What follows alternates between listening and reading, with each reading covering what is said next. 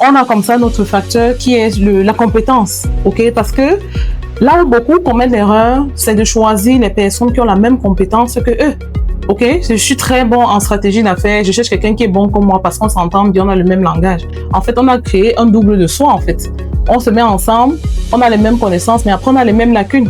Parce qu'un partenariat, ça doit pouvoir apporter une plus-value dans le projet. Ils sont censés être complémentaires. Une complémentarité. Et ça, on perd de vue ça, en fait. On met plus le fait, on a des bonnes affinités, on se connaît bien, on se fait confiance. Mais après, ça va manquer. C'est une compétence qui va manquer pour la réussite du projet. Donc, si on a des très bonnes compétences, par exemple, en stratégie d'affaires, comme on disait, c'est peut-être chercher quelqu'un qui est bon en commercial, quelqu'un qui est bon sur le plan opérationnel, parce que c'est des différents plans qu'on aura besoin. Et une fois de plus, ça arrive parce que les gens ne savent pas trop qu'est-ce qui est même important pour la croissance du projet. D'où l'intérêt, une fois de plus, de se faire accompagner pour prendre conscience de tout ce qu'on aura réellement besoin pour faire grandir le projet.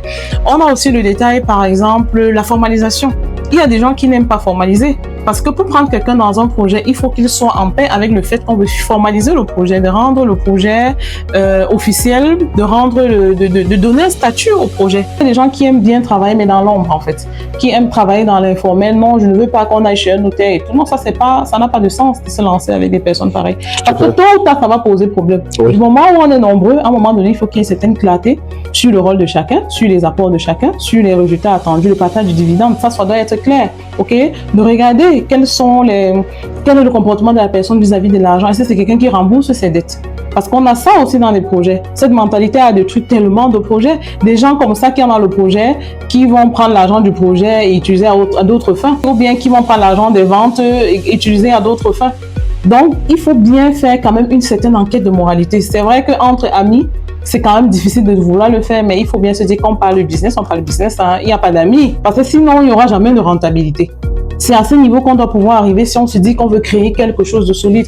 Donc aujourd'hui, il est important que ce soit dans la diaspora, que ce soit sur le plan local, que les gens se disent si on se met ensemble. L'affinité n'est pas un critère, si je comprends bien. L'affinité, c'est important, mais ce n'est pas le seul critère sur lequel il faut s'appuyer. En fait, ce serait l'idéal, c'est ce qu'il faut avoir en fait. Mais les critères les plus importants sont ailleurs. Parce que finalement, si on s'associe avec des personnes qui ont les critères qu'il faut absolument pour que le projet grandisse, avec le temps, on finit par créer une certaine affinité avec ces personnes.